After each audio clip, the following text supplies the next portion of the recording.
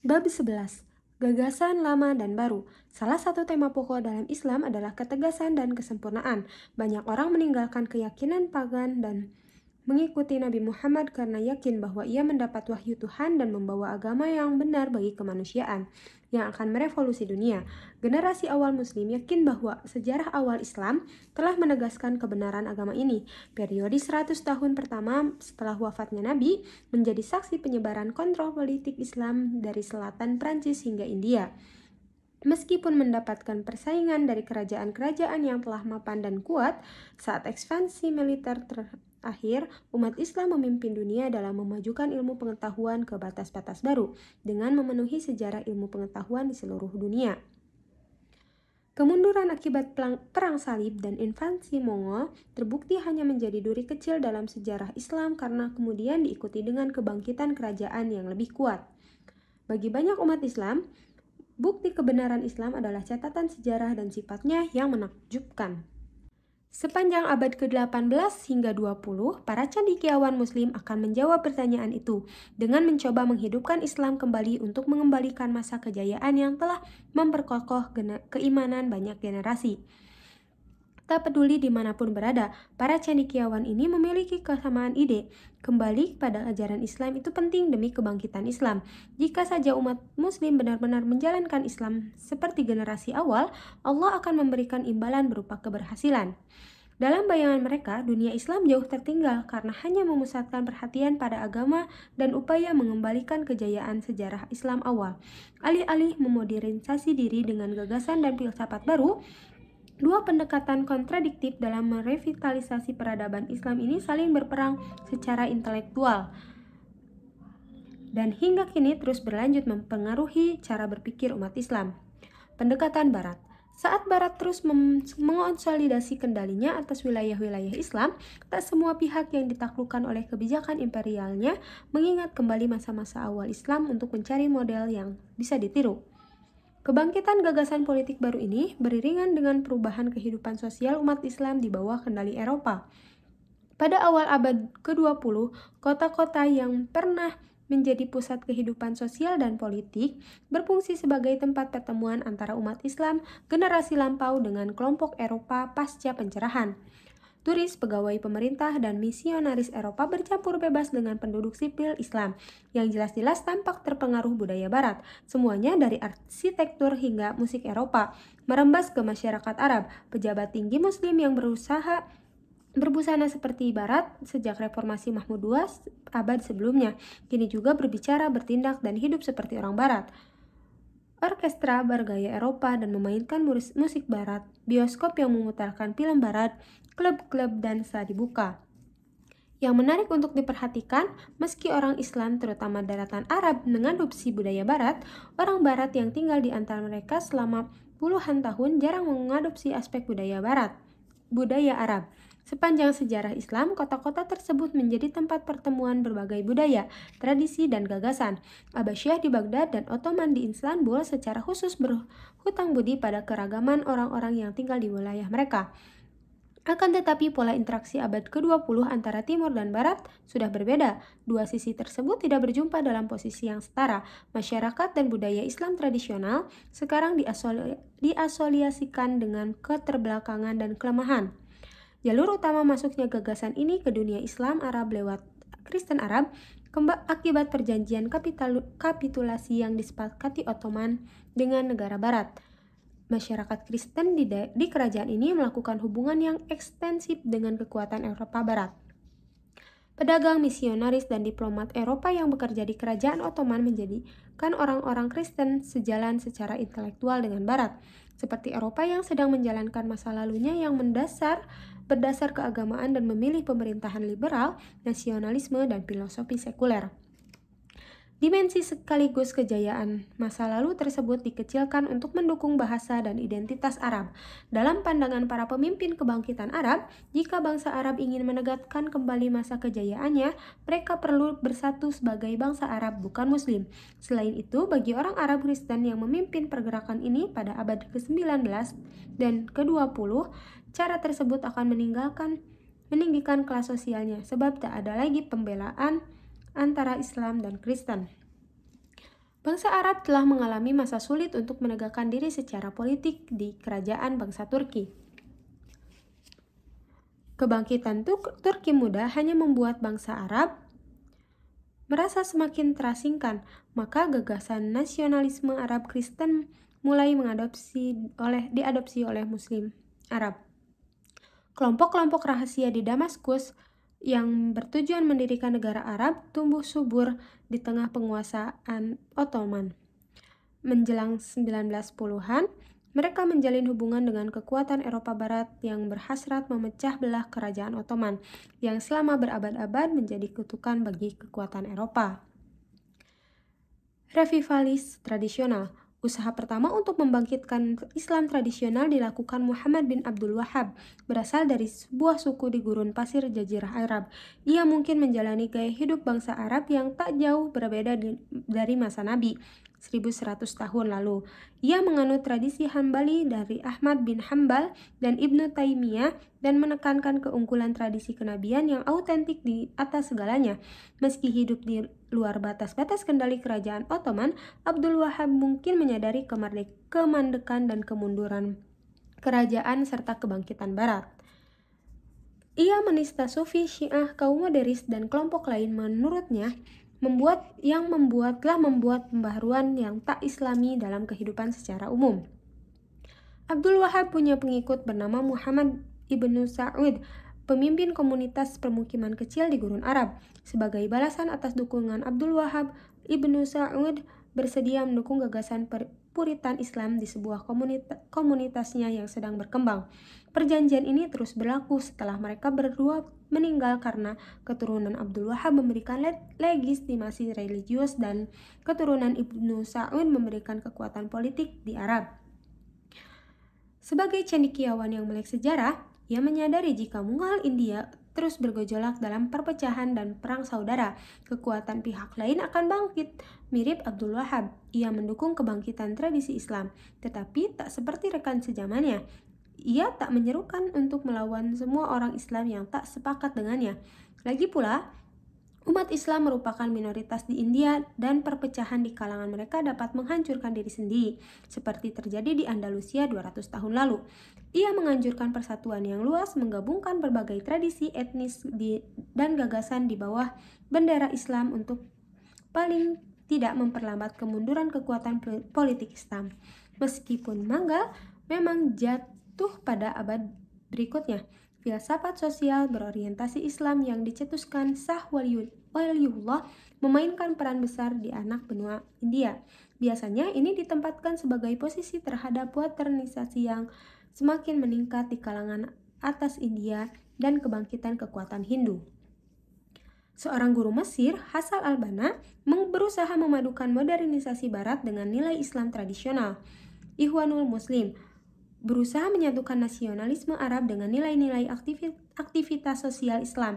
Sekolah, rumah sakit, dan organisasi kesejahteraan sosial didirikan oleh Ikhwanul Muslimin dalam upaya menjangkau seluruh kalangan masyarakat Mesir dan mendorong mereka mengubah gaya hidup agar sesuai dengan Islam. Pengetahuan dan gagasan organisasi Barat diadopsi oleh Ikhwanul Muslimin, tetapi gagasan sekularisme tidak. Pendekatan kelas menengah terbukti sangat populer di kalangan bangsa Mesir, tetapi kebangkitan nasionalisme sekuler kelas di dunia Arab dan Mesir nantinya akan menindas Ikhwanul Muslimin selama berpuluh tahun. The Partition, sekat, pembagian, atau penyekatan.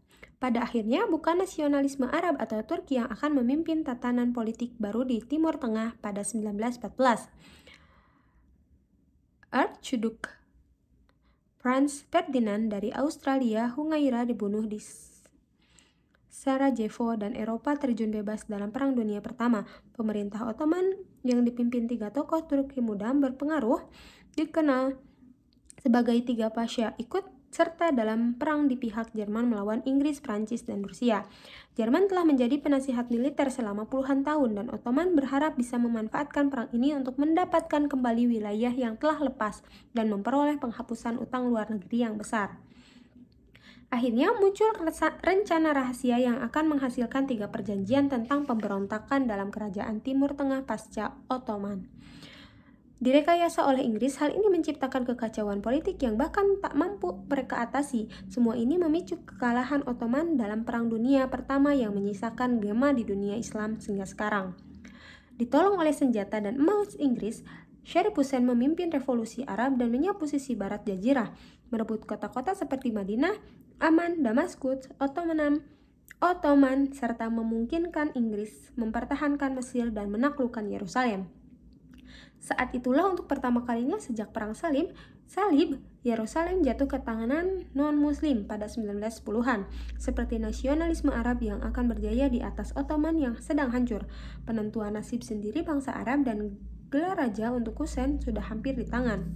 Prancis dijanjikan mengontrol sisi utara Suriah, termasuk Lebanon yang didominasi penduduk Kristen. Inggris meraih medali atas Mesopotamia dan Palestina. Perjanjian Sykes-Picot ini tidak menyisakan ruang bagi kerajaan per-Arab yang dijanjikan pada Hussein. Lagi pula, bangsa Arab tak punya kekuatan untuk menuntut negara-negara Eropa Barat yang kuat, terutama negara yang bisa dikenal suka ingkar janji.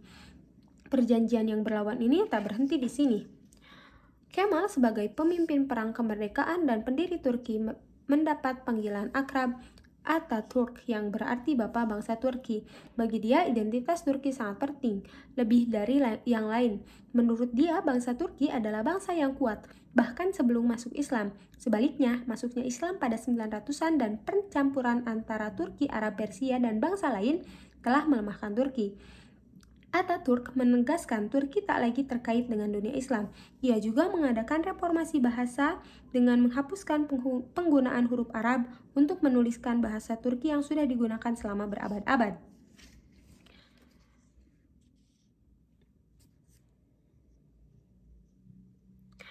Bahkan, kosakata pun berubah. Kata-kata pinjaman dari bahasa Arab dan Persia dihapus dan diganti dengan kosakata kuno Turki dari Asia Tengah. Reformasi bahasa pada 1920-an dan 1930-an benar-benar memisahkan Turki modern dari sejarah Islamnya. Tak ada lagi orang Turki yang bisa membaca prasasti kaligrafi di masjid kerajaan kuno atau membaca buku yang diterbitkan pada era Ottoman. Mereka juga tak lagi dengan mudah berpergian dan berbisnis dengan bangsa Arab dan Persia. Kelompok etnis non-Turki terancam dan tidak mendapatkan kemerdekaan yang sama seperti tetangga etnis Turkinya. Fokus Turki pada sekularisme dan nasionalisme bertahan selama puluhan tahun. Setiap usaha mengembalikan Islam dalam kehidupan masyarakat biasanya mendapat tantangan, bahkan pukulan militer dari sepanjang abad ke-20. Dari Ottoman Suriah dan Mesopotamia, muncullah negara-negara baru Suriah, Irak, Lebanon, Yordania, dan Palestina, semua dengan batas-batas baru dan acak yang ditarik sesuai keinginan kekuatan pemenang. Orang Yahudi diizinkan bermukim di daerah mandat Palestina sebagai mana dicantumkan dalam deklarasi Balfour yang mendapat perlawanan penuh dari penduduk yang sudah tinggal di sana. Batas wilayah Irak ditarik sedemikian rupa sehingga Sunni Arab, Sunni Kurdi, dan Syiah Arab masing-masing berjumlah sepertiga dari seluruh penduduknya. Tanpa ada satu kelompok yang mendominasi, sejarah Arab abad 20 diwarnai dengan konflik serta peperangan etnis dan agama.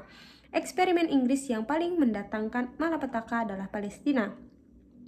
Inggris mengizinkan Yahudi Zionis bermukim di Palestina hampir tanpa batasan selama periode mandat. Pada 1918, sekitar 60.000 orang Yahudi di negara baru Palestina menjelang 1939 dan ada 460.000 orang dan sebagian besar imigran Eropa. Jumlah ini menolak selama Perang Dunia Kedua karena orang Yahudi yang melarikan diri dari penganiayaan Nazi berharap bisa mendapatkan kedamaian di tanah air masa depannya. Pada 1848, populasi Yahudi di Palestina cukup besar, sehingga mampu mendirikan negara baru, Israel. Saat Inggris mengakhiri mandatnya di negara tersebut, koalisi negara Arab tak mampu mengalahkan Israel yang semakin memperluas wilayahnya. Selain itu, Israel menggunakan perang sebagai alasan untuk mengusir sebagian besar penduduk Arab di wilayahnya.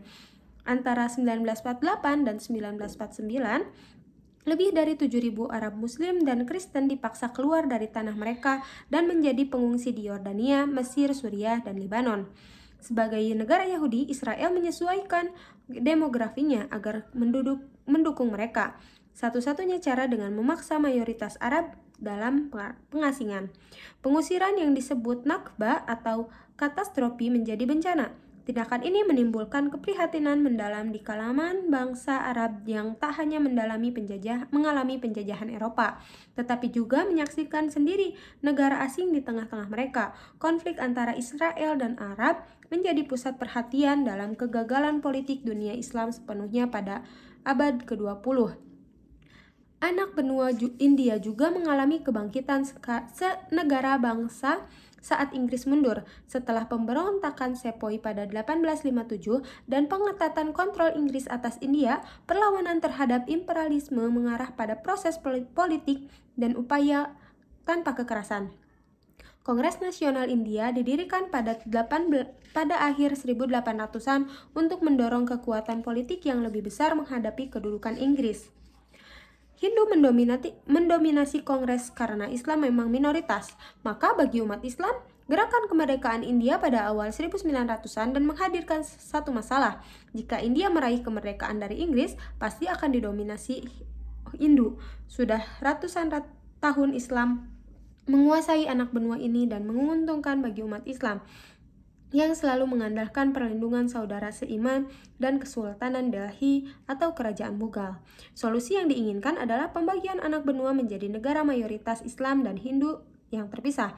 Intelektual Muslim terkemuka di India termasuk politisi Muhammad Ali Jinnah dan filsuf penyair Muhammad Iqbal memimpin gerakan Pakistan. Tujuan mereka adalah pendirian negara berdaulat Islam yang bebas dari potensi gangguan pemerintahan Hindu di India pada masa depan. Para pemimpin Kongres Nasional India, terutama Mohandas Gandhi, secara umum tidak mendukung negara Islam merdeka di India karena menanggapnya akan melemahnya India secara keseluruhan. Tapi ketakutan Islam akan terkontrol Hindu ternyata terlalu kuat untuk diredam. Pada 1947, anak benua ini dibagi menjadi dua saat Inggris mengakhiri kontrol langsung di wilayah tersebut. Pakistan tak hanya menjadi negara Islam yang mendapatkan kemerdekaan pada tahun-tahun setelah Perang Dunia Kedua. Uniknya, negara ini menjadi salah satu dari sedikit negara yang menjadikan Islam sebagai dasar, bukannya warisan etnis atau kesetiaan terhadap keluarga raja. Setelah kemunduran peradaban Islam pada abad ke-18 dan diikuti pendudukan Eropa abad ke-19, abad ke-20 menjadi saksi kemerdekaan negara bangsa Islam di seluruh dunia. Revolusi Mesir pada 1952 mengakhiri pendudukan Inggris yang tegak sejak 1882 dan membawa negara itu di bawah kontrol militer Mesir. Aljazair di bawah pendudukan Prancis sejak awal 1800-an akhirnya meraih kemerdekaan pada 1862 setelah perang yang brutal dan menghancurkan. Periode 1960-an menjadi saksi kemerdekaan negara-negara di sepanjang sub-Sahara Afrika, terdiri atas Nigeria, Mali, Mauritania, Kenya, dan Tanzania di Asia Tenggara. Muncullah gerakan kemerdekaan melawan imperialisme Inggris dan Belanda. Indonesia berdiri setelah perang yang panjang dan brutal melawan kekuasaan Belanda pada 1949. Di barat laut, wilayah Semenanjung Malaka dan Pulau Borneo yang dikuasai Inggris menjadi Malaysia pada 1963. Meskipun menggunakan bahasa, budaya, dan agama yang sama, Indonesia dan Malaysia menjadi negara terpisah berdasarkan batas-batas yang ditetapkan oleh Inggris dan Belanda. Bisa dibilang negara Islam hidup bebas dari kontrol Eropa sepanjang 1900-an, tetapi masih diikat oleh batas-batas yang digariskan bekas penjajahan mereka. Islam dan sekularisme. Sepertinya pada titik ini dunia Islam sekali lagi telah mampu mengatasi kekuatan politik yang mengancam. Sifat sejarah Islam yang berulang menunjukkan bahwa setelah periode lemah dan invasi, kekuatan Islam yang baru dan kuat akan bangkit mengembalikan kejayaan negara Islam lama. Setelah kebangkitan negara-negara Kristen di Andalusia, Murabitun dan Muwahhidun bangkit pada abad ke-11 dan ke-12 untuk menyautkan Iberia dan Afrika Utara. Kali ini kerajaan Islam tradisional takkan muncul. Puluhan negara muslim menghiasi peta dunia yang dipecah-pecah oleh batas acak sebagai warisan kolonial Eropa. Perpecahan ini terbukti fatal bagi dunia Islam. Di Timur Tengah, ketidakmampuan Mesir, Yordania, Suriah, dan Lebanon bersatu menyebabkan Israel yang didirikan oleh pemukim miskin pelarian dari penindasan Eropa mampu mengalahkan mereka secara militer dan menang dalam perang pada 1967 dan 1973. Di Asia Selatan, Pakistan Timur pecah menjadi Bangladesh pada 1971, sehingga memecah negara yang berpotensi menjadi penyeimbang kekuatan India. Di Afrika Barat, sekian banyak negara yang terpecah mengalami kesulitan ekonomi dan terus bergantung pada Prancis setelah kemerdekaannya.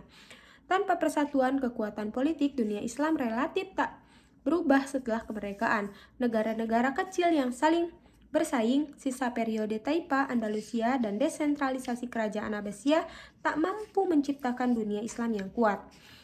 Akan tetapi, melalui imperialisme Eropa, gagasan ini ditanamkan dalam pemikiran rakyat kelas atas Islam yang akhirnya memimpin pemerintahan setelah merdeka.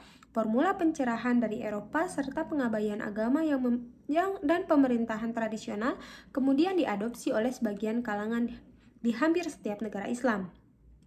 Contoh yang paling ekstrim adalah Turki, yang secara resmi menganggap syariah melanggar hukum, menghapuskan kekhalifahan, dan memproklamasikan diri sebagai negara sekuler sepenuhnya. Dunia Islam harus benar-benar menyatukan masa lalu yang berorientasi Islam dengan masa kekinian yang didominasi paham sekuler. Saat ini, ada kaum tradisionalis yang menuntut dunia Islam kembali ke masa-masa ketika Islam dan politik saling berjalin keindahan. Kelompok yang paling ekstrim dari kalangan ini dengan penuh ancaman menyokong kembalinya kekuatan Islam, sedangkan yang lain mengambil jalan lebih moderat. Mereka meyakini bahwa pendidikan, pembenahan struktur politik yang ada, dan pelayanan masyarakat yang baik akan dapat mempercepat kembalinya Islam politik. Di sisi spektrum yang berlawanan, ada mereka yang berpendapat bahwa masa-masa Islam memainkan peran politik sudah berakhir. Mereka menganjurkan pemutusan tradisi untuk mendukung gagasan baru dan yang sebagian besar berasal dari Barat tentang pemerintahan, masyarakat, dan politik. Dikotomi ini ada di seluruh dunia Islam. Cara penyelesaiannya akan menentukan arah dunia Islam dalam dekade dan abad mendatang. Apakah Islam sekali lagi akan memainkan peran penting? Apakah nasionalisme dan sekularisme menjadi ideologi penggerak baru? Ataukah akankah ditemukan keseimbangan antara kedua belah pihak? Mereka yang menjawab pertanyaan yang saling berhubungan ini akan menentukan era baru dunia Islam. Dunia yang pasti tak dapat dipisahkan dari 1400 tahun sejarah Islam sebelumnya.